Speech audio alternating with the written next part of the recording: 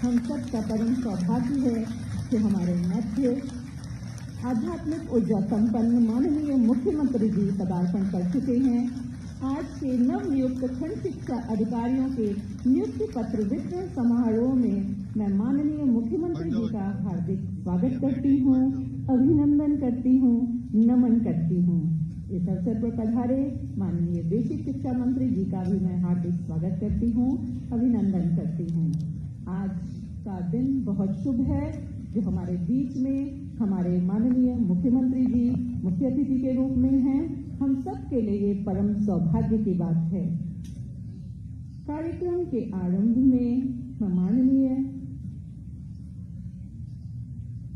मुख्यमंत्री जी से अनुरोध करूंगी कि आज नवनियुक्त खंड शिक्षा अधिकारियों के नियुक्ति पत्र वितरण समारोह के इस कार्यक्रम का शुभारंभ आप दीप प्रज्वलित करके करने का कष्ट करें।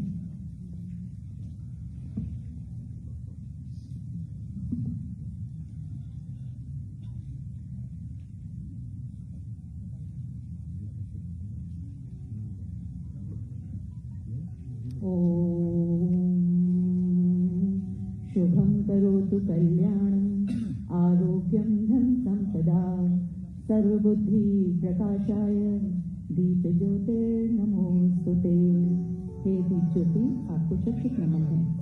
क्या अंधकार से डरना, अब आओ सूरज बन जाते हैं। धरती अंबर के सारे तम जिससे डरकर छिप जाते हैं। एक नूर बहे रूहानी सा रोशन यह आलम हो जाए। आओ हम सब मिल करके एक ज्ञान का दीप जलाते हैं। आओ हम सब मिल करके एक ज्ञान का दीप जलाते हैं। माननीय मुख्यमंत्री जी के कर कमलों से आज के इस कार्यक्रम का शुभारंभ हो चुका है। आपकी तालियां आपकी भावनाओं को मंच तक पहुंचा सकती हैं। हम सभी का जीवन पथ ज्ञान के प्रकाश से आलोकित हो, इस कामना के साथ अध्यापकों द्वारा सरस्वती वंदना प्रस्तुत की जा रही है।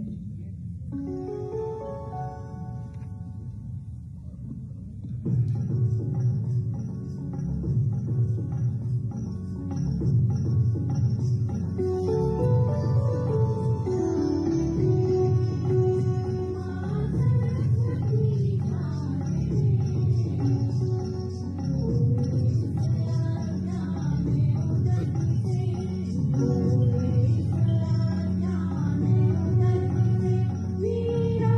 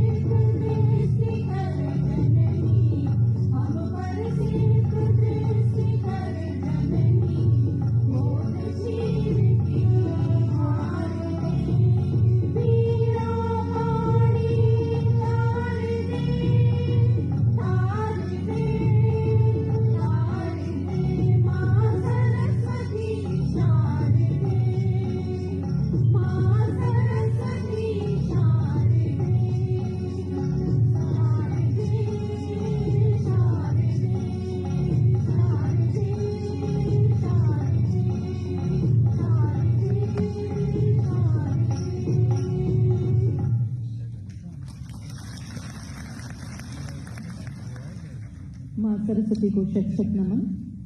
आज के समारोह के शुभ अवसर पर मैं माननीय मंत्री जी बेसिक शिक्षा जी से अनुरोध करती हूँ कि आप माननीय मुख्यमंत्री जी का स्वागत पुष्प भेंट करके करें।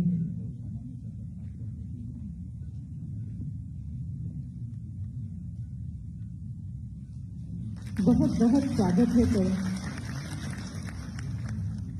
इसी क्रम में मैं अपर मुख्य सचिव वाणिज्य कर एवं बेसिक शिक्षा श्री संजीव मित्तल जी से अनुरोध करती हूँ कि आप माननीय मुख्यमंत्री जी का स्वागत पुष्प भेंट करके करें।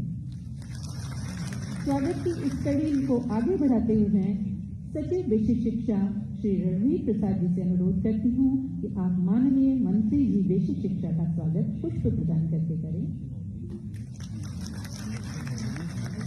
अब मैं इसी क्रम में महानिदेशक स्कूल शिक्षा श्री विजय किरण आनंद जी से अनुरोध करती हूँ कि आप अपर मुख्य सचिव वाणिज्य कर एवं बेसिक शिक्षा जी का स्वागत श्री संजीव मित्तल जी का स्वागत पुष्प देकर करें। सचिव बेसिक शिक्षा जी से मैं अनुरोध करती हूँ कि आप अपर मुख्य सचिव आप प्रमुख सचिव श्री संजय प्रसाद जी का स्वागत पुष्प भेंट करके करें।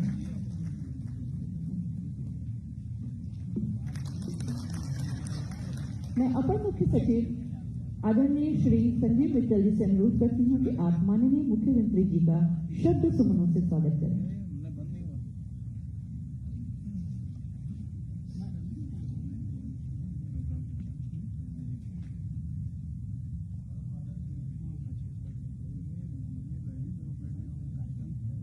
परम आदरणीय माननीय मुख्यमंत्री जी, माननीय बेसिक शिक्षा मंत्री जी, इस सभागार में उपस्थित सभी अधिकारीगण, शिक्षकगण, मीडिया बंधु तथा लोक सेवा आयोग से चयनित होकर आए सभी खंड शिक्षा अधिकारी,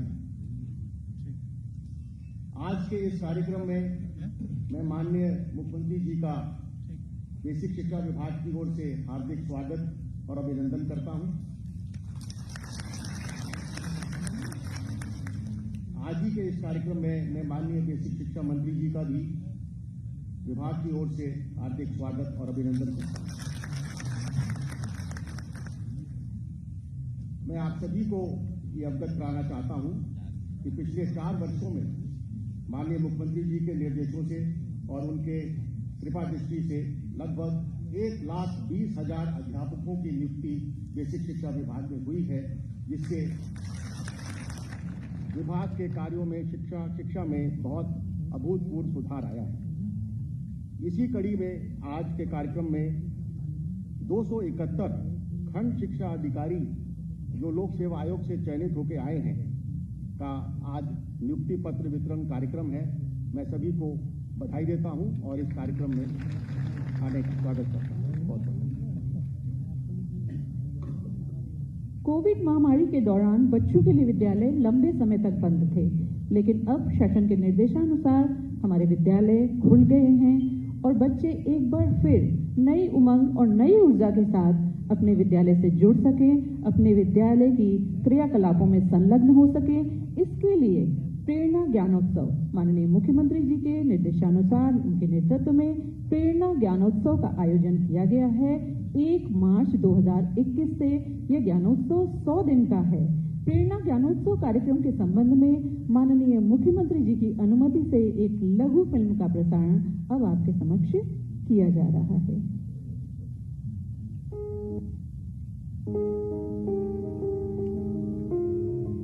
उत्तर प्रदेश के चहुमुखी विकास के साथ ही बच्चों के उज्जवल भविष्य का दृढ़ संकल्प लेते हुए प्रदेश के विद्यालयों में उत्कृष्ट शिक्षा, उपयुक्त वातावरण और आवश्यक बुनियादी सुविधाएं उपलब्ध कराने की प्रतिबद्धता लिए प्रदेश के यशस्वी मुख्यमंत्री माननीय योगी आदित्यनाथ जी के द्वारा जून 2018 में ऑपरेशन कायाकल्प का शुभारंभ किया गया।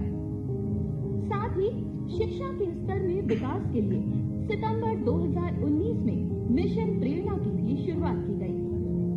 आज प्रदेश के परिषदीय विद्यालयों की दशा और दिशा में बड़ा परिवर्तन आया है। विद्यालयों की यह सुखद तस्वीर और मन लगाकर पढ़ते लिखते बच्चे अपने बदलाव की कहानी खुद बयां कर रहे हैं। कोरोना प्रभावी रणनीति और दूरदर्शिता के कारण विद्यालयों में शुद्ध पेयजल, शौचालय, ब्लैक बोर्ड और टाइल्स जैसी 18 मूलभूत और बाल मैत्रिक अवस्थापना सुविधाओं से कायाकल्पित करने का कार्य कोविड प्रोटोकॉल का पालन करते हुए निरंतर जारी रहा। बच्चे की शिक्षा की निरंतरता बनाए रखने के उद्देश्य से प्रदेश सरकार का ऑनलाइन व्यवस्था के अंतर्गत ई पाठशाला के माध्यम से डीडी उत्तर प्रदेश पर प्रत्येक दिन 4 घंटे के शैक्षिक कार्यक्रमों के प्रसारण के साथ ही 1.5 लाख व्हाट्सएप ग्रुप्स द्वारा कक्षावार और विषयवार शैक्षिक सामग्री निरंतर उपलब्ध कराई जा रही है। शिक्षा के स्तर में सुधार के लिए एक प्रेरणा लक्ष्य का निर्धारण किया गया था, जिसके मूल्यांकन के लिए प्रेरणा लक्ष्य ऐप की शुरुआत की गई। इस ऐप द्वारा शिक्षक और अभिभावक किसी भी समय छात्रों का निशुल्क आकलन कर सकते हैं। इसी के साथ प्रेरणा सूची और प्रेरणा तालिका भी कक्षा में चस्पा की गई है। इस प्रेरणा लक्ष्य को हासिल करने के लिए कक्षाओं का रूपांतरण करते हुए कक्षाओं को शिक्षाप्रद पोस्टर्स और प्रिंट रिच सामग्री से सजाया गया है। प्रत्येक विद्यालय में बच्चों के लिए एक मैथ्स किट, एनसीईआरटी की पुस्तकों वाली लाइब्रेरी और रीडिंग कॉर्नर की व्यवस्था के साथ ही स्मार्ट क्लासेस की स्थापना भी की जा रही है। शिक्षण प्रक्रिया में शिक्षकों के सहयोग के लिए 3 हस्त पुस्तिकाएं, आधारशिला, ध्यानाकर्षण और क्रियान्वयन संदर्शिका भी उपलब्ध कराई गई है। Structured learning lesson, planning calendar, time table, शिक्षक डायरी, प्रिंट रिच मटेरियल आदि की व्यवस्था भी की गई है, जिससे शिक्षण कार्यों में समयबद्धता और गुणवत्ता सुनिश्चित हो रही है। एआरटी और एसआरजी द्वारा शिक्षकों के नियमित प्रशिक्षण और सहयोगात्मक पर्यवेक्षण के लिए उनका अकादमिक सहयोग, अभिप्रेरण और क्षमता वर्धन किया जा रहा है। विद्यालयों को शैक्षिक और सह शैक्षिक गतिविधियों के साथ आदर्श विद्यालयों के रूप में विकसित करने के लिए न्याय पंचायत स्तर पर शिक्षक संकुल का गठन किया गया है। प्राथमिक और उच्च प्राथमिक विद्यालयों में बच्चों को शिक्षा की मुख्य धारा से पुनः जोड़ने और उनकी दक्षताओं को बढ़ाने के लिए 100 दिन का विशेष शिक्षण अभियान प्रेरणा ज्ञानोत्सव के रूप में आयोजित किया जा रहा है। प्राथमिक कक्षाओं के बच्चों में अपेक्षित अधिगम स्तर को प्राप्त करने के लिए विभाग द्वारा विकसित समृद्ध हस्त पुस्तिका पर आधारित रेमेडियल टीचिंग संचालित की जा रही है। प्रेरणा ज्ञानोत्सव में विद्यालयों द्वारा शिक्षा चौपाल का आयोजन किया जाएगा। शिक्षा चौपाल का नेतृत्व क्षेत्र से चुने गए सांसद, विधायक, जिलाधिकारी और मुख्य विकास अधिकारी द्वारा किया जाएगा, जिसका उद्देश्य शिक्षकों के साथ ही अभिभावकों, छात्रों और समस्त समुदाय को प्रेरित करना है। इस शिक्षा चौपाल के अंतर्गत कुछ प्रमुख गतिविधियां करने का प्रावधान है, जिनमें डेमो क्लासेस का प्रदर्शन और बच्चों को प्रेरित करने के लिए प्रेरक बालिका और बालक को सम्मानित किया जाएगा। साथ ही उत्कृष्ट कार्य करने और लक्ष्यों को प्राप्त करने वाले शिक्षकों को भी सम्मानित किया जाएगा। अभिभावकों को इस अभियान से जोड़ने के लिए अधिकारी और शिक्षकों द्वारा गृह भ्रमण करते हुए विद्यालय और कक्षा रूपांतरण के बारे में अवगत कराया जाएगा और प्रेरणा लक्ष्य के संबंध में शिक्षकों, छात्रों और अभिभावकों को जागरूक करते हुए शपथ ग्रहण कराई जाएगी। प्रेरणा ज्ञानोत्सव सिर्फ 100 दिवसों का एक अभियान नहीं है, बल्कि ये प्रदेश के सभी बच्चों के लिए उम्मीद की वो किरण है, जिसने कोरोना जैसे काल में भी उनकी आगे बढ़ने की ललक और कुछ कर जाने के अपने सपने को धुंधला नहीं होने दिया।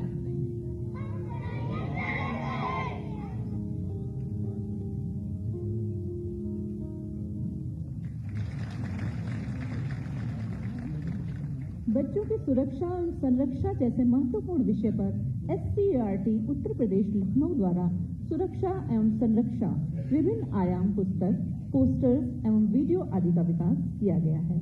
मैं माननीय मुख्यमंत्री जी से अनुरोध करती हूँ कि आप सुरक्षा एवं संरक्षा विभिन्न आयाम पुस्तक का विमोचन करने की कृपा करें।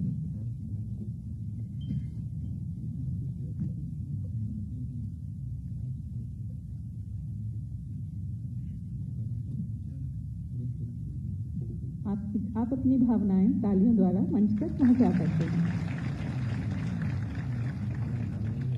बौद्धिक दिव्यांगता से प्रभावित बच्चों हेतु एक विशेष पाठ्यक्रम का विकास SCRT उत्तर प्रदेश लखनऊ द्वारा दिव्यांगजन सशक्तिकरण विभाग के सहयोग से कराया गया, जिससे कि हमारे दिव्यांग बच्चे अपने को विद्यालय में सुरक्षित महसूस कर सकें।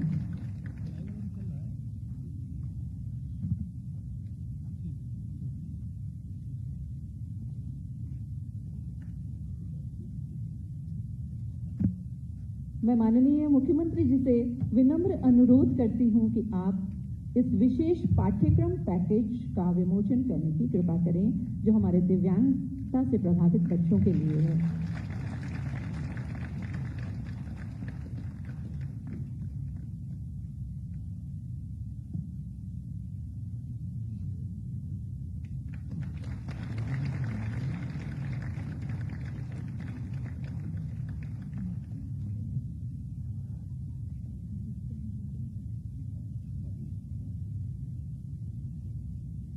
शिक्षकों की शिक्षण तकनीकियों के विकास के लिए और अपनी क्षमता को बढ़ाने के लिए दीक्षा हैंडबुक का विकास किया गया है। मैं माननीय मुख्यमंत्री महोदय से अनुरोध करती हूं कि आप दीक्षा हैंडबुक का विमोचन करने की कृपा करें।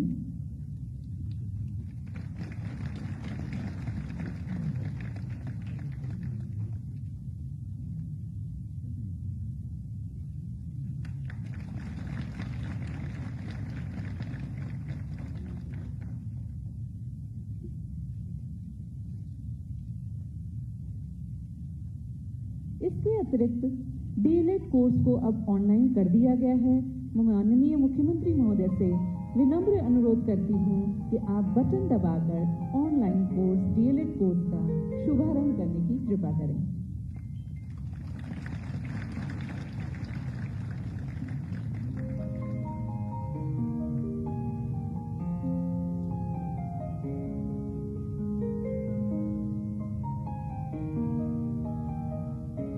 सेवारत शिक्षक प्रशिक्षण को भी अब ऑनलाइन कर दिया गया है, जिसका कि शुभारंभ माननीय मुख्यमंत्री जी के द्वारा अभी किया गया। आप अपनी भावनाएं तालियों द्वारा यहाँ पर पहुंचा सकते हैं।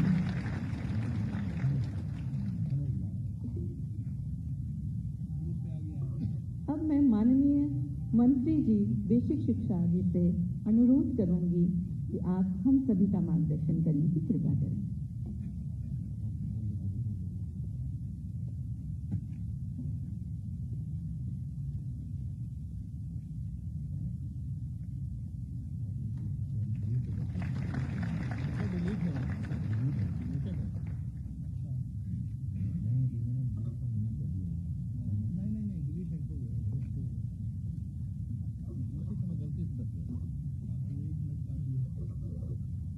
उत्तर प्रदेश के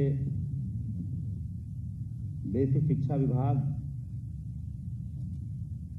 में नवनियुक्त 271 खंड शिक्षा अधिकारियों के नियुक्ति पत्र वितरण समारोह के मुख्य अतिथि उत्तर प्रदेश को भारत ही नहीं विश्व पटल पर एक दैदीप्यमान नक्षत्र के समान प्रकाशित करने वाले कोविड-19 के संकट काल में उत्तर प्रदेश की क्षमता और योग्यता का प्रदर्शन पूरे विश्व के समक्ष करने वाले, उत्तर प्रदेश को एक उत्तम प्रदेश बनाने का संकल्प लेकर विगत 4 वर्षों से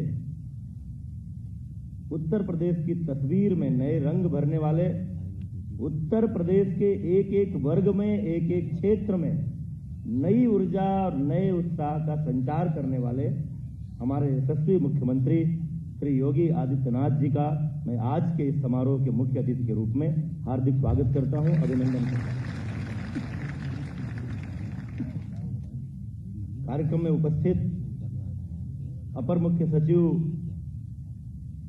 बेसिक शिक्षा की भूमिका में श्री संजीव मित्तल जी, अपर मुख्य सचिव प्रमुख सचिव सूचना श्री संजय प्रसाद जी, सचिव बेसिक शिक्षा श्री रणधीर जी, महानिदेशक बेसिक शिक्षा श्री विजय किरण आनंद, निदेशक बेसिक शिक्षा डॉक्टर सर्वेंद्र विक्रम बहादुर सिंह, बेसिक शिक्षा विभाग के सभी अधिकारीगण,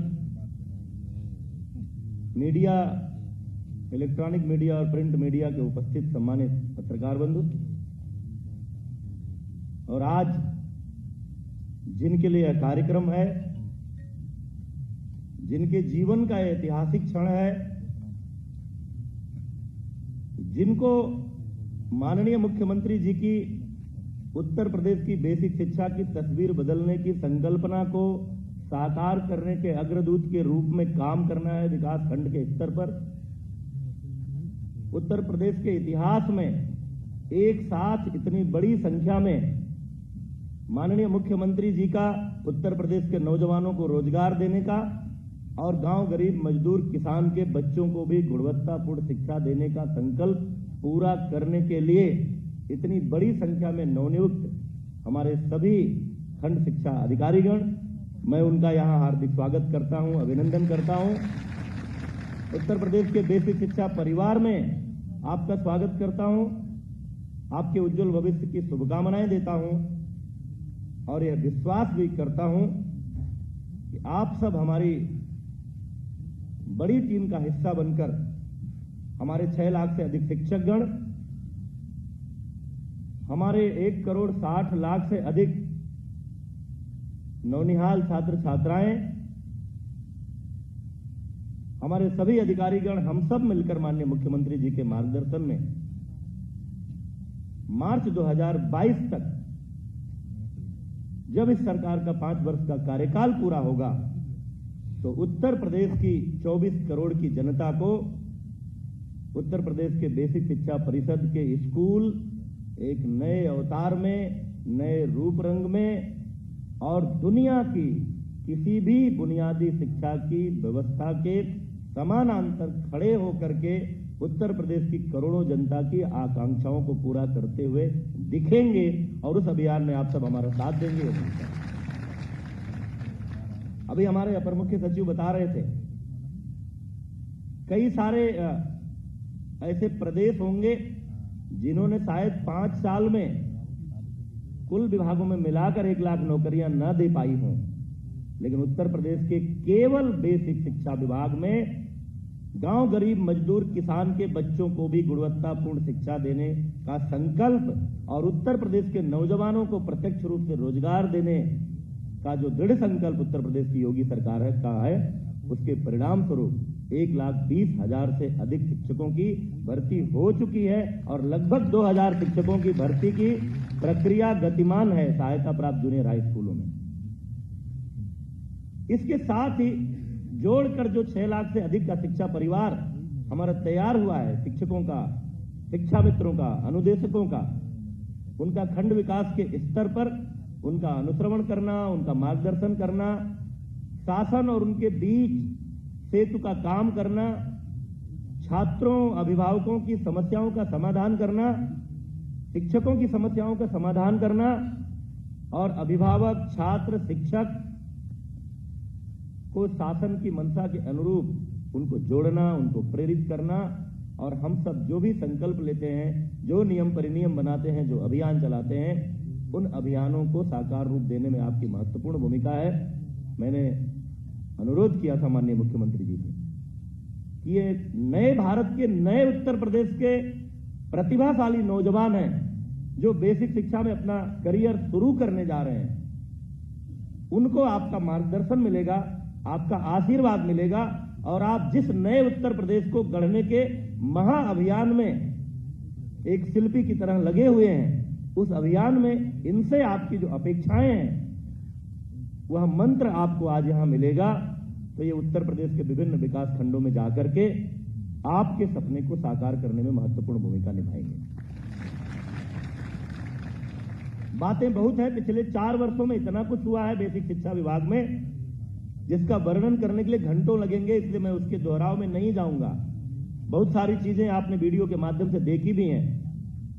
अभी 100 दिन का प्रेरणा ज्ञानोत्सव जो हमने 1 मार्च से शुरू किया है, जिस कड़ी में 17 मार्च को प्रदेश के सभी विकास खंडों में एक साथ जनप्रतिनिधि, शिक्षा विभाग के अधिकारी, शिक्षक, अभिभावक और छात्र छात्राओं का जो संवाद होगा और उसमें पिछले एक साल में जो व्यवधान आया कोविड-19 की महामारी के कारण, उसको मेकअप करके, उसकी क्षतिपूर्ति करके तीव्र गति से कैसे आने वाले दिनों में हम उस कमी की भरपाई कर सकें।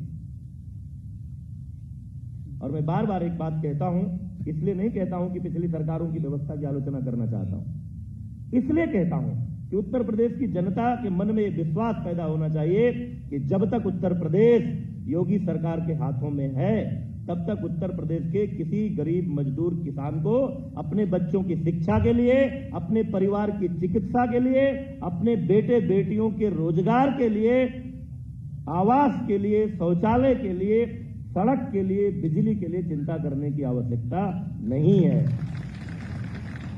याद करिए 2017 के पहले के उत्तर प्रदेश की बेसिक शिक्षा का परिदृश्य। लोग अपने बच्चों को उन स्कूलों से बाहर निकाल रहे हैं।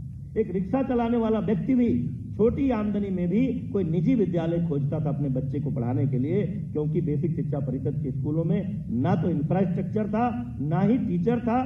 छत थी तो फर्श नहीं था, फर्श था तो खिड़की नहीं थी, दरवाजे नहीं थे, पीने के पानी की व्यवस्था नहीं थी। स्थिति पूरी तरह से जर्जर थी। शिक्षकों की कमी थी, छात्र छात्राओं का पंजीकरण नहीं हो रहा था, और खाकी ड्रेस पहन करके बच्चे जब स्कूल से निकलते थे तो समझना मुश्किल होता था ये सरकारी स्कूल से आ रहे हैं या किसी संवासिनी गृह में वास करने वाली जो महिलाएं हैं वहां से निकल कर आ रहे हैं। वहां से हमारी यात्रा शुरू हुई है, वो हमको विरासत में मिला था।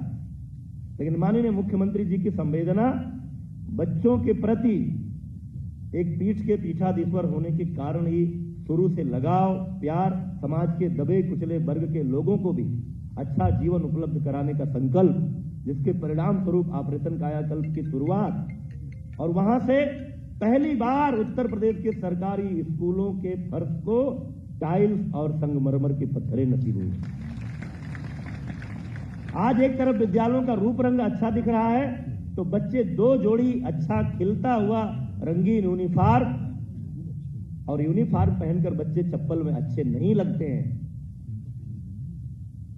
इस संवेदना के साथ उत्तर प्रदेश सरकार की व्यवस्था से जूते और मोजे, अच्छे कपड़े का बैग, किताबें, और उनको देने की तत्परता इतनी कि इस लॉकडाउन के समय में भी बच्चे अपने घर से, स्कूल बंद था लेकिन उनके घर तक उनका यूनिफॉर्म, जूते, मोजे, किताबें, बैग, स्वेटर, यूनिफॉर्म मिल जाएगा, ठंड में स्वेटर कहां से आएगा। इस संवेदना के साथ माननीय मुख्यमंत्री जी ने छात्र छात्राओं को उत्कृष्ट सुविधाएं उपलब्ध कराई, और सबसे बड़ी बात, हम सब ने अपनी पीएचडी तक की शिक्षा पूरी करने के बाद भी उत्तर प्रदेश में स्मार्ट क्लास नहीं देखा था अपनी कक्षाओं में। लेकिन हमारे गांव, गरीब मजदूर, किसान, रेहड़ी वाले, ठेले वाले के बच्चे भी जिन स्कूलों में पढ़ते हैं, उन स्कूलों में इस कोविड की महामारी के दौरान ऑनलाइन क्लासेज, दूरदर्शन के माध्यम से पढ़ाई, ये पूरी दुनिया के लिए आश्चर्य का विषय था। हमारे साथ पढ़े हुए लोग जो हमारी तरह उन जर्जर भवनों में पढ़कर बड़े हुए, जो अमेरिका, इंग्लैंड, जापान, जर्मनी में बसे हुए हैं, नौकरी कर रहे हैं, उनके टेलीफोन आ रहे थे कि जो उत्तर प्रदेश के सरकारी स्कूलों में ऑनलाइन क्लासेज के दृश्य अखबारों में, मीडिया में आ रहे हैं, क्या ये सही है? क्योंकि उनको विश्वास नहीं हो रहा था कि ऐसा भी हो सकता है। ये सारा कुछ इन 4 वर्षों में हुआ है। यात्रा अभी शुरू हुई है। 1,58,631 विद्यालय, जो कुछ विद्यालय सम्मिलन होने के बाद आज भी 1,35,000 कैंपसेस के रूप में हमारे सामने हैं। उनमें से 50,000 से अधिक विद्यालयों का कायाकल्प हो चुका है। 35,000 विद्यालयों में कार्य गतिमान है। हमारा संकल्प है कि मार्च 2022 तक सभी विद्यालयों का कायाकल्प करेंगे। 5,000 से अधिक स्कूलों को स्मार्ट क्लास दिया है, और दुनिया की अधुनातन जो सुविधाएं हैं, जो संकल्पनाएं हैं, जो बेसिक शिक्षा में नवाचारों के रूप में देखी जा रही हैं, चाहे वो मिशन प्रेरणा टेक्निकल फ्रेमवर्क हो, दीक्षा प्रो पोर्टल हो, निष्ठा ट्रेनिंग हो, मानव संपदा पोर्टल हो, दुनिया की सारी आधुनिक व्यवस्थाओं को उत्तर प्रदेश की बेसिक शिक्षा में लागू कर रहे हैं। मैं आज इस मंच से आभार प्रकट करना चाहता हूं माननीय मुख्यमंत्री जी का, कि आपकी प्रेरणा से हम 5,70,000 से अधिक आउट ऑफ स्कूल बच्चों को स्कूल लाने में सफल हुए हैं। 3,15,000 से अधिक दिव्यांग बच्चों को उनके क्षमता के अनुरूप उनकी सहायता करने वाले शिक्षकों के माध्यम से उनको शिक्षा देने में हम सफल हुए हैं। और आज उत्तर प्रदेश की बेसिक शिक्षा की जो तस्वीर है वो एक सुंदर तस्वीर के रूप में दिखाई दे रही है। आपकी प्रेरणा से, आपके मार्गदर्शन में हम लगातार आगे बढ़ रहे हैं और उस अभियान में कि हमारे नवनियुक्त खंड शिक्षा अधिकारी हमारी सहायता करेंगे और इनके मन में जो तस्वीर रहती होगी, पहले कभी भी कोई खंड शिक्षा अधिकारी उत्तर प्रदेश पीसीएस के माध्यम से जब नियुक्त होता रहा होगा तो उसके मन में एक तस्वीर आती होगी कि हमको गांव में काम करना है, मैले कुचैले कपड़ों में आने वाले बच्चों के बीच रहना है, जहां कोई भी आधुनिक व्यवस्था नहीं है वहां पर काम करना है। आज आप सब सौभाग्यशाली हैं कि आप उत्तर प्रदेश की जिस बेसिक शिक्षा व्यवस्था में काम करने जा रहे हैं वो दुनिया की, देश की तमाम निजी क्षेत्र के संसाधन संपन्न शिक्षा व्यवस्थाओं के समानांतर खड़ी एक व्यवस्था में काम करने का आपको सौभाग्य मिलने वाला है। और आप सौभाग्यशाली इसलिए भी हैं कि आपके करियर की शुरुआत गोरक्ष पीठाधीश्वर, एक संवेदनशील संत और उत्तर प्रदेश को एक नया उत्तर प्रदेश, एक विकसित उत्तर प्रदेश, एक उत्तम उत्तर प्रदेश बनाने का अभियान लेकर आगे बढ़ रहे महारथी के गुरु मंत्र के साथ अपना करियर का शुभारंभ करने का आपको अवसर मिल रहा है। इस अवसर की बधाई देते हुए और अपने सभी अधिकारियों, शिक्षकों, अभिभावकों, छात्र छात्राओं सबकी और पंचायतों और जिला प्रशासन के लोगों, हमारे सीएसआर से जुड़े हुए कारपोरेट सेक्टर के लोगों, जिन लोगों ने भी इस अभियान में हमारा साथ दिया है, उन सबके प्रति हृदय से आभार प्रकट करते हुए अपनी बात समाप्त करता हूं। बहुत बहुत धन्यवाद।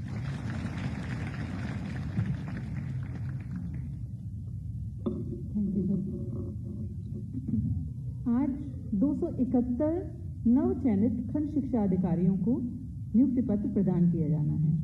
अब नव चयनित 271 खंड शिक्षा अधिकारियों में से उन 10 खंड शिक्षा अधिकारियों के जीवन का वो अविस्मरणीय एवं स्वर्णिम पल आ गया है जब उन्हें माननीय मुख्यमंत्री जी के कर कमलों से नियुक्ति पत्र प्रदान किया जाएगा।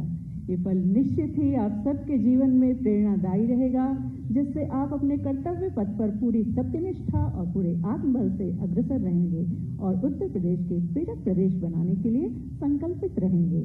मैं माननीय मुख्यमंत्री जी से विनम्र अनुरोध करती हूँ कि आप नवनियुक्त खंड शिक्षा अधिकारियों को नियुक्ति पत्र प्रदान करने की कृपा करें।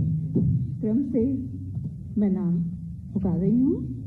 धीरेन्द्र त्रिपाठी,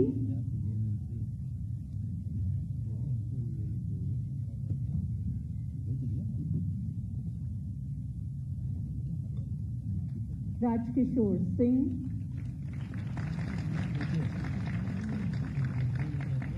जयप्रकाश मौर्य,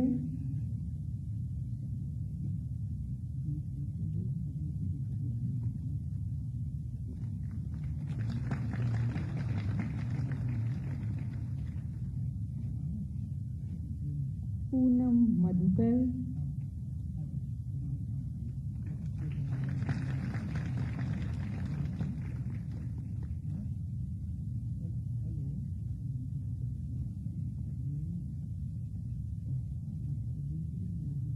पूनम मधुकर जी, अवधेश कुमार सोनकर,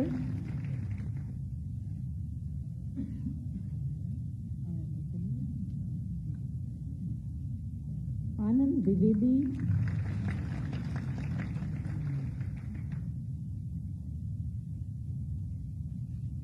अंतिमा,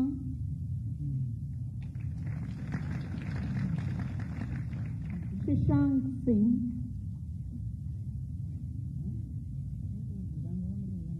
समर सिंह एवं हिना सिद्दीकी जी। आज के इस नियुक्ति पत्र वितरण समारोह का दूरदर्शन के माध्यम से 128 देशों में सजीव प्रसारण किया जा रहा है।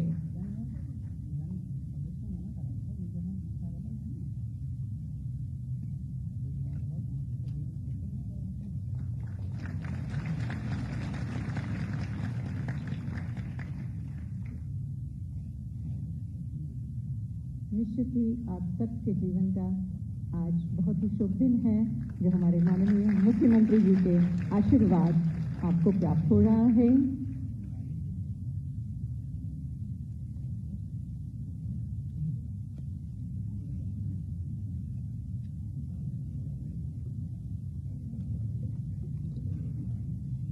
मिशन प्रेरणा का शुभारंभ माननीय मुख्यमंत्री जी के द्वारा सितंबर 2019 में किया गया था और उसी समय ये शपथ दिलाई गई थी कि हमें अपने बच्चों को ग्रेट कॉम्पिटेंस बनाना है।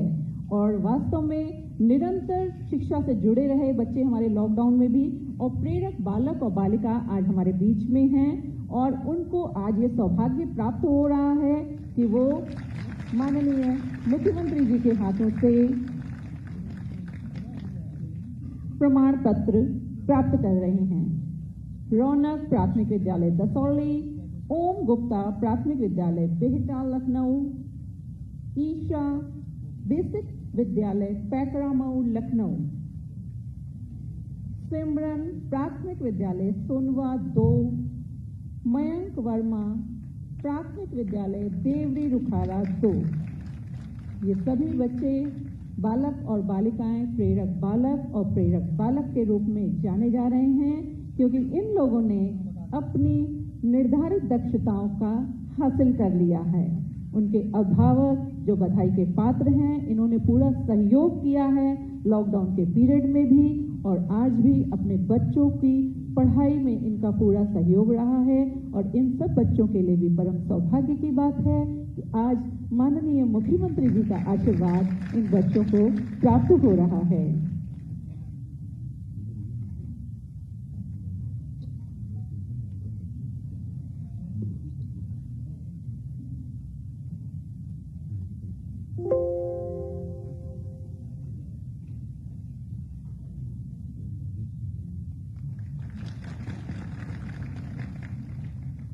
बच्चों के साथ साथ उनके अभिभावकों का भी बहुत सहयोग रहा है। इस लॉकडाउन के पीरियड में अभिभावकों के सहयोग के बिना यह कार्य संभव नहीं था।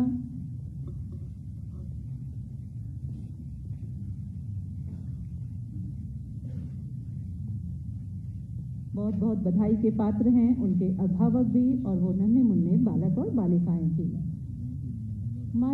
अब मैं माननीय मुख्यमंत्री जी से सादर निवेदन करूंगी कि आप हम सबका मार्गदर्शन करें और अपने आशीर्वचनों से हम सबको उपकृत करने की कृपा करें। आपका सानिध्य और आपका व्यक्तित्व हमेशा हम सबको प्रेरणा देता है।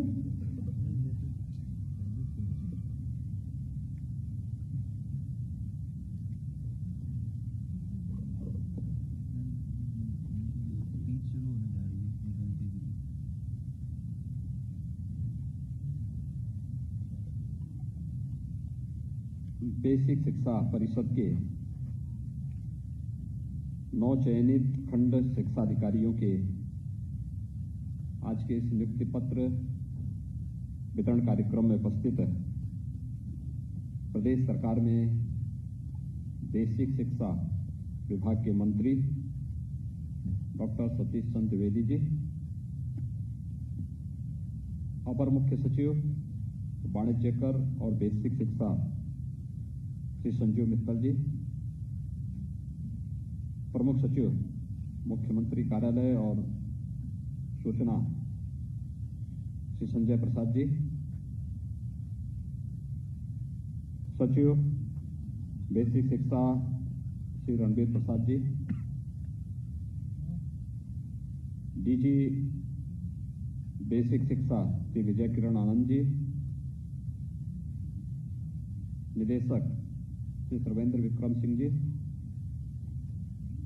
बेसिक शिक्षा परिषद के सभी अधिकारीगण और 9 चयनित खंड विकास शिक्षा के सभी अधिकारीगण, मीडिया के मित्रों, मैं आप सभी 9 चयनित खंड शिक्षा अधिकारियों को एक नए जीवन की शुरुआत करने के लिए प्रदेश सरकार की ओर से हृदय से बधाई देता हूं। आप सबके प्रति अभिनंदन भी करता हूं। मेरे लिए यह अतिरिक्त प्रसन्नता का विषय है कि प्रदेश के युवाओं को एक पारदर्शी तरीके से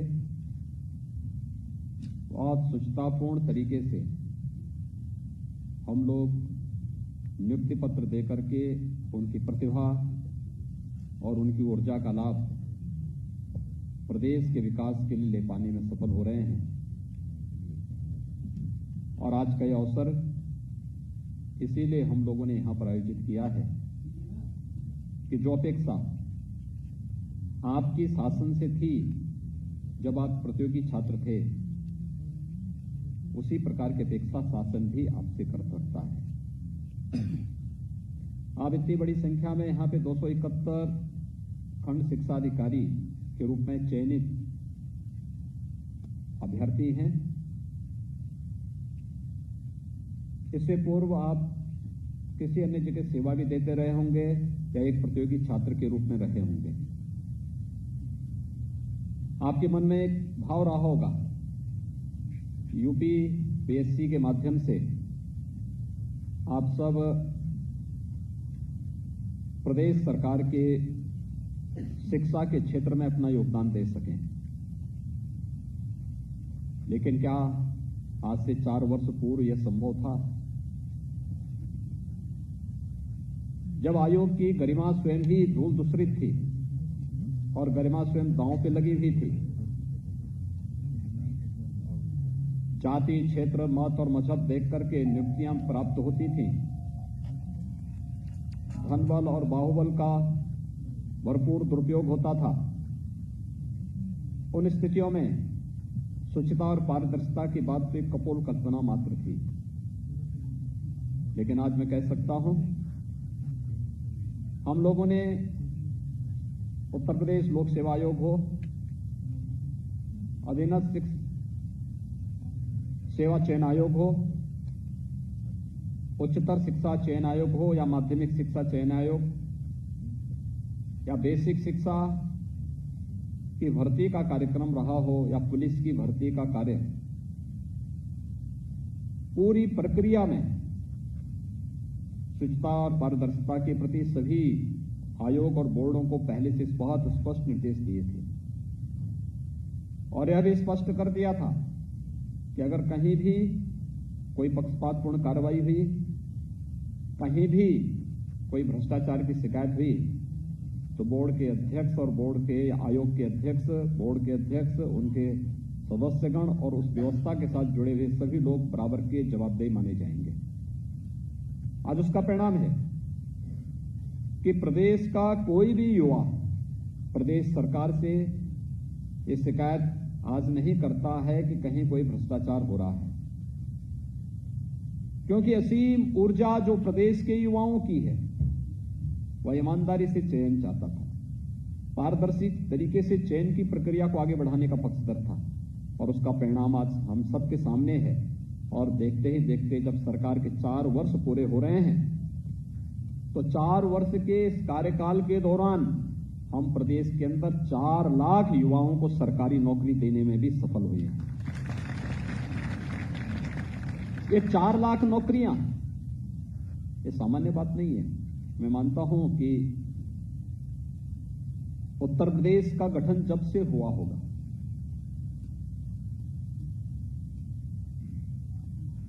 जनवरी 1950 को इसका नोटिफिकेशन हुआ था। यद्यपि उससे पहले भी उत्तर प्रदेश था, उत्तर प्रदेश नाम से नहीं था, संयुक्त प्रांत के नाम पे था। लेकिन 24 जनवरी 1950 से जिस उत्तर प्रदेश का गठन एक नोटिफिकेशन के माध्यम से हुआ है, तब से लेकर के अब तक यानी 4 वर्ष में इतनी बड़ी संख्या में नियुक्तियां हुई हों, जिनमें लगभग हम लोग 1.5 लाख तो केवल पुलिस में भर्ती किए हैं, जिनमें इंस्पेक्टर हैं, सब इंस्पेक्टर हैं, डिप्टी एसपी हैं, पुलिस के कांस्टेबल हैं। पीएससी की 54 कंपनियां जो समाप्त कर दी थी पिछली सरकारों ने, मुझे देख के ताजुब होता था जब यहां हर दूसरे तीसरे दिन एक दंगा होता था बड़ा, दंगा दंगा है। संपत्ति या जनहानि इस पक्ष की हो उस पक्ष की हो, लेकिन प्रभावित प्रदेश होता था, छवि प्रदेश की खराब होती थी, कॉमन मैन प्रभावित होता था। और पुलिस इसलिए असहाय होती थी कि जहां उत्तर प्रदेश के पास 3 लाख का पुलिस बल होना चाहिए था, वह 1.25 लाख तक सीमित रह गया था। कानून व्यवस्था को बनाए रखने के लिए पीएससी की जो भूमिका होनी चाहिए थी, उसकी 54 कंपनियां समाप्त कर दी गई थी। हम लोग आए, हम लोगों ने कहा कि भाई पूरी पारदर्शी तरीके से भर्ती की प्रक्रिया होनी है, भर्ती की प्रक्रिया में महिलाओं को प्राथमिकता दी जाए।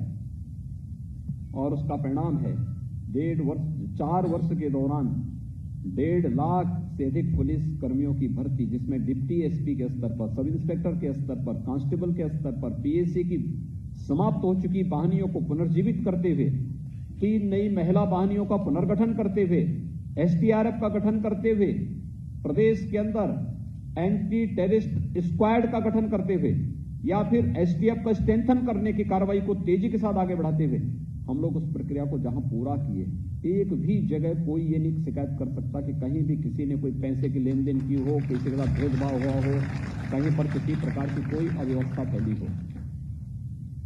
ऐसे ही शिक्षा में भी था, लंबी लड़ाई लड़ी गई,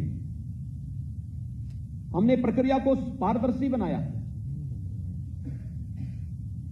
और भर्ती बोर्ड को इस बात के लिए पूरी तरह जहां स्वतंत्रता दी कि स्वतंत्रता इस बात की कि चयन की प्रक्रिया पूरी पारदर्शी होनी चाहिए, पूरी तरह ईमानदारीपूर्ण होनी चाहिए, किसी भी युवा के साथ भेदभाव नहीं होना चाहिए, लेकिन समयबद्ध भी कार्यक्रम होना चाहिए। और आज मुझे बताते हुए प्रसन्नता है कि काफी बड़े पैमाने पर ये जो 1,20,000 से अधिक बेसिक शिक्षा परिषद के ही शिक्षकों की भर्ती की प्रक्रिया हम लोगों ने की है, इसमें बेसिक शिक्षा का ही 1,20,000 है, माध्यमिक का अलग है, उच्च का अलग है, टेक्निकल का अलग है, मेडिकल का अलग है। ये पूरी संख्या को अगर आप देखेंगे तो ये भी शिक्षकों की ही भर्ती की प्रक्रिया लगभग 1.5 लाख हुई है। अन्य विभागों की भी नियुक्तियां इसी स्तर पर हुई हैं, कहीं पे जल शक्ति विभाग का, कहीं पीडब्ल्यूडी का, कहीं पे अन्य लोक निर्माण विभाग का, अन्य अलग अलग विभागों की भी भर्ती की प्रक्रिया को भी हम लोगों ने उसी ग्राम्य विकास का, पंचायती राज का, नगर विकास का, जहां भी थी उस प्रक्रिया को तेजी के साथ आगे बढ़ाने का कार्य किया। और 4 वर्ष में 4 लाख से अधिक नियुक्ति की प्रक्रिया को पूरी पारदर्शी तरीके से आगे बढ़ाते हुए प्रदेश की युवा ऊर्जा का उपयोग प्रदेश के निर्माण में, प्रदेश के विकास में हम लोगों ने लेने का कार्य किया। यह प्रक्रिया पूरी पारदर्शी थी। अगर सरकार आपकी चयन की प्रक्रिया पारदर्शी तरीके से कर रही है, कहीं आपके साथ कोई भेदभाव नहीं है, हमने आरक्षण के नियमों का पालन किया, यहां तक कि 10% आर्थिक रूप से सामान्य जाति के लोगों को भी आरक्षण दी जाने वाली उस व्यवस्था को भी यहां पर इस प्रक्रिया के साथ जोड़ा गया। अगर पूरी प्रक्रिया को पूरी पारदर्शी तरीके के साथ सरकार ने आगे बढ़ाया है, तो सरकार की आप सबसे अपेक्षा होगी कि इसी प्रकार की पारदर्शी तरीके के साथ, पूरी ईमानदारी और पूरी प्रतिबद्धता के साथ आप सब भी अपने अपने क्षेत्र में कार्य करेंगे। मैं आपसे पूछना चाहता हूं, आप में से क्या किसी को कहीं सिफारिश करने की आवश्यकता पड़ी? हाथ उठा के बोल दो, इशारा कर दो। यहां पे आप में से किसी को कहीं सिफारिश करने की आवश्यकता पड़ी? किसी नेता से, किसी मंत्री से, किसी अधिकारी से, किसी अन्य जगह से? और ऐसा तो नहीं कि किसी मंत्री, किसी अधिकारी या किसी नेता के घर के लोग पैसा लेने के लिए, वसूलने के लिए आपके घरों में, आपके आसपास चले हों? लेकिन ये पहले होता था, 2017 के पहले होता था। कोई खानदान ऐसी होती थी कि जो अलग अलग भर्ती उनको आवंटित हो जाती थी। ये फलाना भाई देखेगा, ये फलाना चाचा देखेगा, ये फलाना भतीजा देखेगा, ये फलाना देखेंगे, ये सब होता था ना यहाँ पे। एक चाचा, काका, मामा, नाना, ये सब पहले या तो महाभारत में आपने सुना होगा, या पिछले 2012 से 2017 के बीच में अपने नाम सुने होंगे। ये महाभारत के वही पात्र हैं जिन्होंने फिर से जन्म लिया। और ये लोग जैसे महाभारत करके भारत की प्रगति को पूरी तरह बाधित किए थे, इन लोगों ने फिर से प्रदेश के विकास को बाधित किया था। ये विकास के बाधक तत्व हैं। जब किसी ईमानदार व्यक्ति को नौकरी देनी हो, ईमानदारी से उसकी योग्यता और उसकी क्षमता के आधार पर तक ईमानदारी नहीं दिखती थी। पहले जाति, और जाति में भी अगर कोई अच्छा ईमानदार व्यक्ति उसको नहीं, फिर पैसा। और फिर ये भी देखते थे कि पैसे के साथ साथ तो ये भी देखते थे कि ऐसा तो नहीं भी परिवार की कोई अयोग्य लड़की है तो उसका शादी के लिए कोई बरी मिल जाए, चले इसी बहाने इससे तय हो जाए। ये भी सब कारक बनते थे। लेकिन इसका खामियाजा किसको भुगतना पड़ता था? प्रदेश को। प्रदेश की 22 करोड़ 24 करोड़ जनता इससे प्रभावित होती थी। प्रदेश पिछड़ता गया।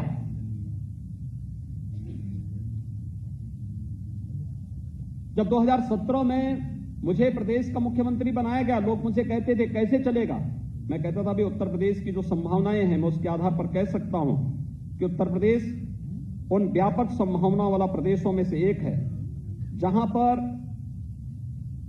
किसी चीज की कमी नहीं है। केवल उसको एक नेतृत्व की आवश्यकता है। यहां पे हमारे पास सारा सिस्टम है। ऐसा नहीं कि मैं मुख्यमंत्री बना तो मेरे साथ अधिकारियों की टीम भी मेरे साथ आ गई होगी। मेरे साथ तो मंत्री आए होंगे, अधिकारी तो वही हैं, कर्मचारी वही हैं, सिस्टम पूरा वही है। ये वही उत्तर प्रदेश है। जब भारत सरकार की कोई रैंकिंग आती थी तो उसमें उत्तर प्रदेश सबसे पीछे होता था, और आज यही उत्तर प्रदेश है। भारत सरकार की किसी भी योजना में नंबर 1 पर, नंबर 2 पर, नंबर 3 पर उत्तर प्रदेश आता हुआ दिखाई देता है।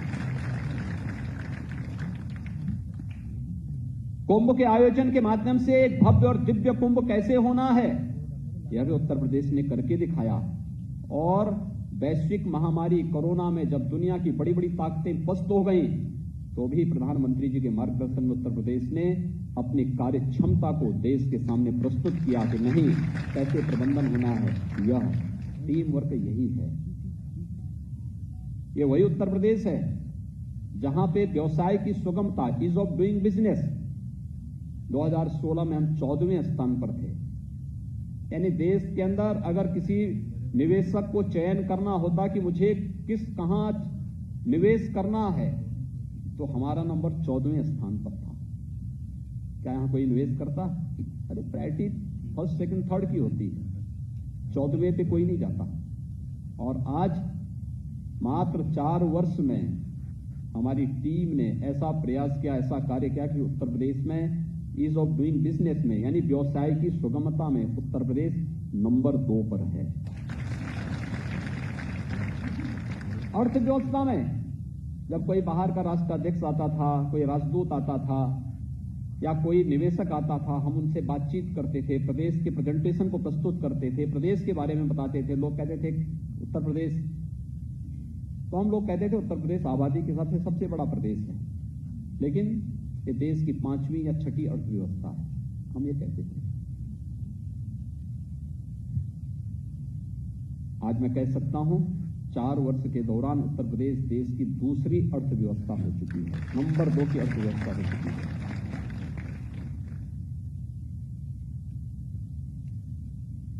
चार वर्ष के दौरान उत्तर प्रदेश की प्रति व्यक्ति आय में दुगने से अधिक अंतर आया है, दुगने से अधिक बढ़ोतरी हुई है। ये सभी प्रयास करने से होते हैं, टीम वर्क से होते हैं, और यही अपेक्षा आपसे भी की जाती है, क्योंकि शिक्षा से आप जुड़े, आपका जुड़ाव है वह भी बेसिक शिक्षा से। बेसिक शिक्षा में पिछले 4 वर्ष के दौरान कितना परिवर्तन हुआ है हर व्यक्ति जानता है। ये जो परिवर्तन देखने को मिला है, ये जो परिवर्तन देखने को मिला है, ये भी सामूहिक प्रयास का हिस्सा है, टीम वर्क है, एक टीम वर्क। इसमें हम ये नहीं कह सकते कि ये सब मैंने किया है। मेरी टीम, मेरा मंत्री परिषद है, मेरी टीम का पार्ट हमारे प्रशासनिक अधिकारीगण हैं, मेरी टीम का पार्ट हमारे कर्मचारी हैं। एक एक चेन जब बनती है, एक दूसरे के साथ जुड़ती है, तब विकास और योजनाएं आगे बढ़ती है। हर एक का अपने फील्ड में कंट्रीब्यूशन है, किसी के कंट्रीब्यूशन को हम नकार नहीं सकते, और यही कार्य शिक्षा के क्षेत्र में भी हुआ है और इसको करना होगा। शिक्षा में भी मैं जब 2017 में आया था, मार्च 2017 में, मान्यता ये थी प्रॉक्सी टीचर थे, शिक्षक जाता ही नहीं था स्कूल में। वो बेसिक शिक्षा परिषद से 35,000 से लेकर 45,000 तक वेतन लेता था, लेकिन बदले में 3,000 और 4,000 रुपए में किसी इंटरमीडिएट या बीए पास लड़के को वहां विद्यालय में भेज देता था। अगर बहुत गनीमत की, अगर उसने कृपा कर ली तो, अन्यथा नहीं जाता था। पूछते थे शिक्षक कहाँ हैं, मास्टर साहब कहाँ हैं, तो मास्टर साहब कहीं अपना दूसरे काम कर रहे हैं, कोई ठेकेदारी कर रहा है, कोई दूसरा काम कर रहा है, कोई अपने व्यवसाय में लिप्त है। आज कम से कम हर शिक्षक स्कूल जाने के लिए प्रेरित हुआ है। प्रेरणा ऐप ने, मानव संपदा पोर्टल ने आज शिक्षकों की वेरिफिकेशन की कार्रवाई को आगे बढ़ाया है। यह प्रक्रिया तेजी के साथ आगे बढ़ाई गई। स्कूलों के भवन जर्जर थे, मुझे आश्चर्य होता था। यानी जो कार्यदायी संस्था है, कार्यदायी संस्था नहीं काम करती थी विद्यालय के निर्माण के लिए। बेसिक शिक्षा परिषद का स्कूल का शिक्षक बच्चों को नहीं पढ़ाता था, वो विद्यालय निर्माण का काम करता था। ये काम कार्यदायी संस्था का है। किसी कार्यदायी संस्था की जवाबदेही को देकर के उसकी क्वालिटी की जांच एक दिन में एक बार दो बार चेक करो, देखो, किसी की जवाबदेही तय करो। शिक्षक का काम शिक्षा, उन बच्चों को अध्ययन अध्यापन के साथ जोड़ना है। इस कार्य को जवाबदेही के साथ करे, और ये कार्य जब पूरी जवाबदेही के साथ होना प्रारंभ हुआ, उसके परिणाम सामने आने प्रारंभ हुए। यानी 4 वर्ष में 1 वर्ष केवल हमारा कोरोना प्रबंधन में बीता है। बेसिक शिक्षा परिषद के स्कूलों को हम 1 मार्च से खोल पाए हैं। अभी भी वहां भी पूरी स्ट्रेंथ के साथ बच्चे नहीं आ पा रहे हैं। अभी भी हम लोग सतर्क हैं। कई राज्यों में फिर से कोरोना के मामले बढ़े हैं, लेकिन इन सब के बावजूद जो कार्रवाई यहां पर प्रारंभ हुई है, उसके पीछे किसी भी प्रकार से 4 वर्ष के दौरान 1 वर्ष कोरोना के खिलाफ लड़ते लड़ते लगा। उस सब के बावजूद पिछले 4 वर्ष में लगभग 54 लाख अतिरिक्त बच्चे बेसिक शिक्षा परिषद के स्कूलों में आए हैं। उनको नए सिरे से उनका प्रवेश हुआ है, उन बच्चों को वहां पर भेजने का काम किया गया है ऑपरेशन कायाकल्प के माध्यम से। देखिए, आप में से हर एक व्यक्ति कुछ नया दे सकता है अपने अपने फील्ड में। आपको अलग अलग विकास खंडों में जाकर के बेसिक शिक्षा परिषद के स्कूलों के निरीक्षण और उसकी व्यवस्था को एक सिस्टम के साथ जोड़ने में अपना योगदान देना है। एक बड़ा कार्य आपके स्तर पर हो सकता है। हर एक विकास खंड की अपनी अपनी सामाजिक, अपनी आर्थिक, अपनी भौगोलिक परिस्थितियां होंगी। उस पर आपके द्वारा अपने तरीके से कुछ नयापन किया जा सकता है, एक नया अध्ययन किया जा सकता है, और फिर अपना प्रेजेंटेशन आप अपने बेसिक शिक्षा अधिकारी के सामने या फिर एडी बेसिक के सामने या निदेशक के सामने प्रस्तुत करने का प्रयास होना चाहिए। वर्ष में कम से कम 1 बार 2 बार इस प्रकार के अवसर होने चाहिए, जब बहुत लंबा नहीं, आप प्रेजेंटेशन बनाए तो 5 मिनट का बनाएंगे तो वह लोग देख पाएंगे, बहुत लंबा नहीं बनाना, लेकिन बना सकते हैं। कहां की सामाजिक स्थिति क्या है, भौगोलिक स्थिति क्या है, वहां की अन्य सांस्कृतिक स्थितियां, परिस्थितियां किस प्रकार की हैं, वहां पे जनसांख्यिकी की क्या स्थिति है, और कैसे बच्चों के सर्वांगीण विकास में बेसिक शिक्षा परिषद बड़ी भूमिका का निर्वहन कर सकता है। ये काम केवल एक अभिभावक का नहीं है, ये काम केवल एक शिक्षक का भी नहीं है, आपका भी उतनी बड़ी भूमिका इस पूरे कार्य में हो सकती है। शिक्षक अपने विद्यालय उसका कमांड एरिया का क्षेत्र है, लेकिन एक खंड शिक्षा अधिकारी के रूप में पूरा विकास खंड आपका कमांड एरिया का क्षेत्र है, जिसमें बेसिक शिक्षा में क्या आमूलचूल परिवर्तन वहां पर कुछ नए उसके साथ आप कर सकते हैं जो अन्यों के लिए भी प्रेरणादायी बन सकता है। आप में से बहुत सारे लोग इस फील्ड में काम कर सकते हैं और ये कुछ नया करके दिखाने की आवश्यकता है। पाठ्यक्रम ये शासन तय कर रहा है, शासन तय करता है, आपका परिषद तय कर रहा है, लेकिन पाठ्यक्रम की तरफ भी बहुत कुछ ऐसी गतिविधियां होती हैं जो बच्चों को अपने साथ जोड़ने का आधार बनता है। देखिए, इसमें बहुत क्षरण हुआ है, याद करना, आज से 25 साल 30 साल पहले, 35 साल पहले, 40 साल पहले जब खंड शिक्षा अधिकारी अपने अपने यहां बेसिक शिक्षा परिषद के स्कूलों के भ्रमण में जाते थे, उस समय उसका एक सम्मान भी था, उसकी गरिमा भी थी, और वे लोग जाते थे तो वह बड़े सम्मान के साथ लोग देखते भी थे। क्वालिटी ऑफ एजुकेशन उनका फोकस होता था। उस समय साधन नहीं थे तो भी वह लोग जाते थे, आवागमन के साधन नहीं थे, पैदल जाते थे, साइकिल से जाते थे, अन्य साधन का उपयोग करके जाने का प्रयास करते थे, विद्यालयों में रुकते थे, उसके परिणाम सामने आते थे, बच्चों से पूछते थे। अब तो एक शॉर्टकट का रास्ता बना दिया है। मैंने सुना इस बार फिर बेसिक शिक्षा परिषद कह रहा है कि अब पढ़ाई ऑनलाइन हुई, ये कह रहे हैं आप उनको सबको प्रमोट कर दो। लेकिन हमें एक प्रतिस्पर्धा बच्चों के बीच में खड़ी करनी होगी, और प्रतिस्पर्धा इस बात को लेकर के हर बच्चे के मन में हो कि नहीं, मैं इसके योग्य हूं। पलायन का रास्ता दिखाने की बजाय या उसके द्वारा दीनता दिखाने की बजाय उसको हम सक्षम बनाएं। ये न्यू है, जितनी मजबूत हो पाएगी उतना ही वह सक्षम और सामर्थ्यवान बन पाएगा, और समाज और राष्ट्र उतना ही सक्षम और सामर्थ्यवान बनेगा। ये बच्चे हमारे बच्चे हैं, इन बच्चों की नींव को मजबूत करना हमारा दायित्व बनता है। और ये कार्य न हो कि हम एक औपचारिकता निर्वहन करने के लिए, केवल प्रमोट करने के लिए संस्थाएं खोल दें। हमें एक स्वस्थ प्रतिस्पर्धा खड़ी करनी होगी। और अभी तो एक वर्ष से तो विद्यालय फिजिकली खुले ही नहीं। बेसिक शिक्षा परिषद के विद्यालय तो 1 मार्च से हम लोगों ने रिस्क लेकर के भी खोले हैं, लेकिन प्रयास होना चाहिए।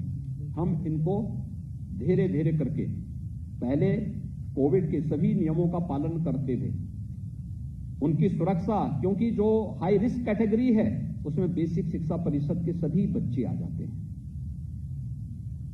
और हाई रिस्क कैटेगरी के होने के नाते वहां पर हमें उन बच्चों की कोविड से बचाव के बारे में या अन्य जितने भी वेक्टर बॉर्न डिजीज होंगी उन सब से बचाव के बारे में हमें पहले से उसके बारे में सतर्कता बरतनी पड़ेगी। और सतर्कता बरतने के साथ फिर प्रयास होना चाहिए कि कैसे फिजिकली उनकी क्लासेस प्रारंभ हो। जो बच्चे आ रहे हैं उनको पहले चरण में, छोटे बच्चे हैं, पहली क्लास में, दूसरी क्लास में, उनको देखना चाहिए अक्षर ज्ञान है या नहीं है। हम वहां से शुरुआत कर लें,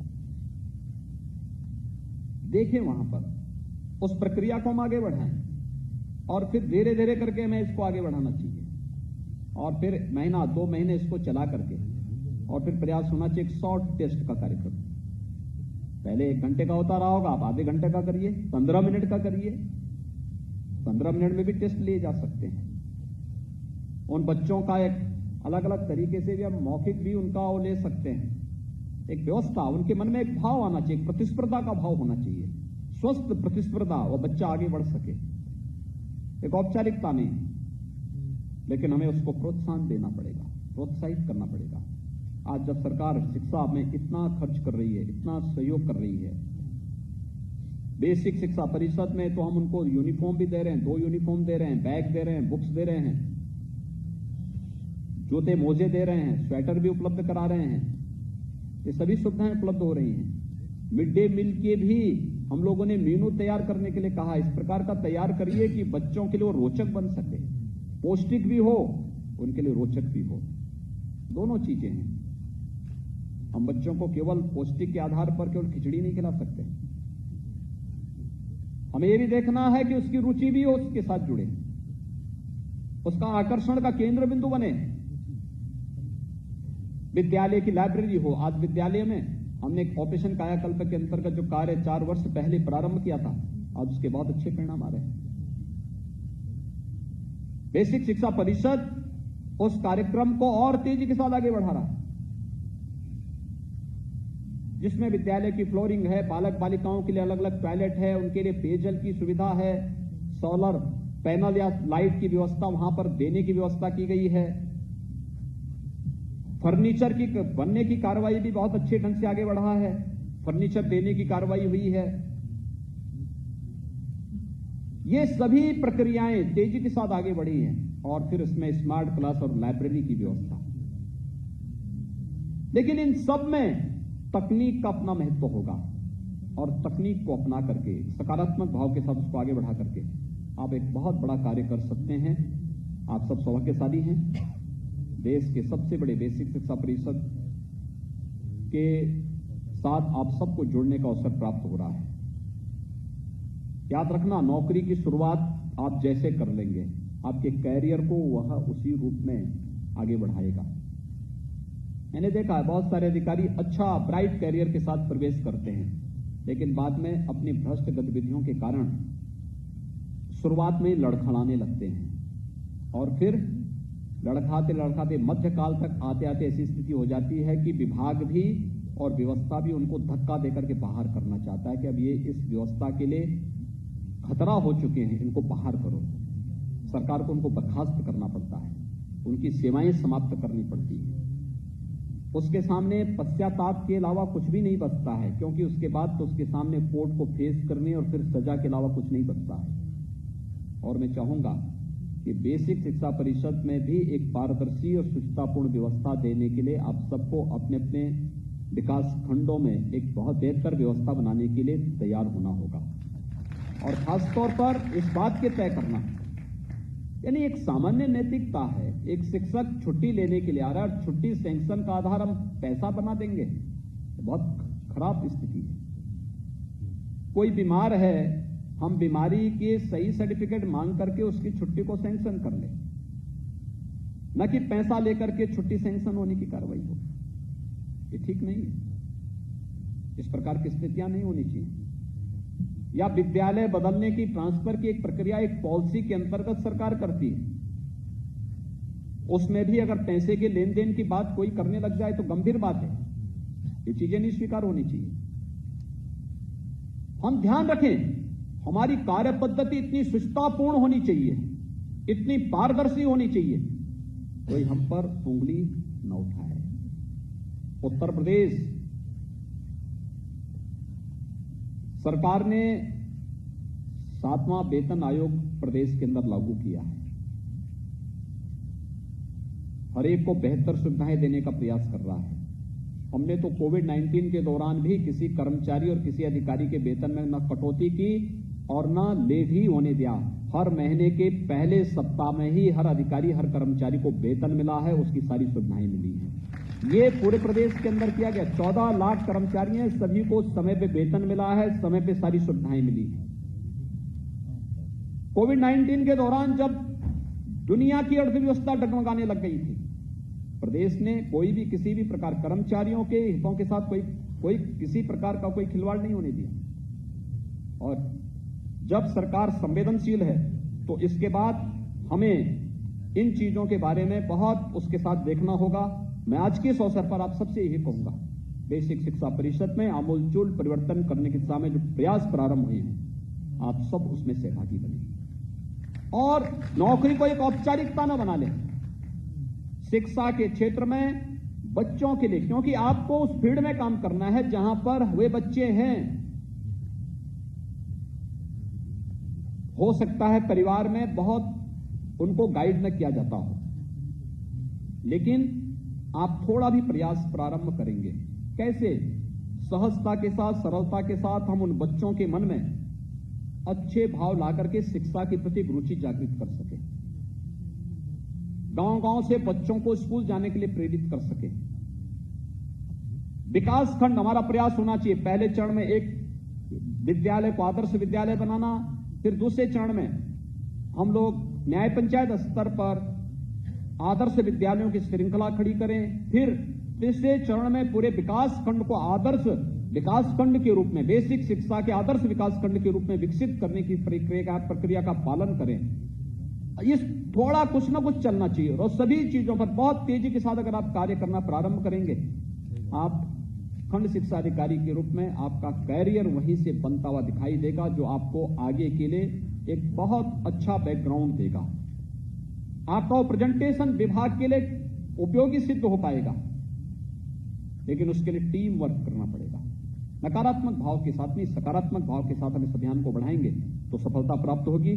आज के इस अवसर पर 271 आप सभी खंड शिक्षा अधिकारियों को यहां पर नियुक्ति पत्र की प्रक्रिया का कार्यक्रम यहां पे संपन्न हुआ है।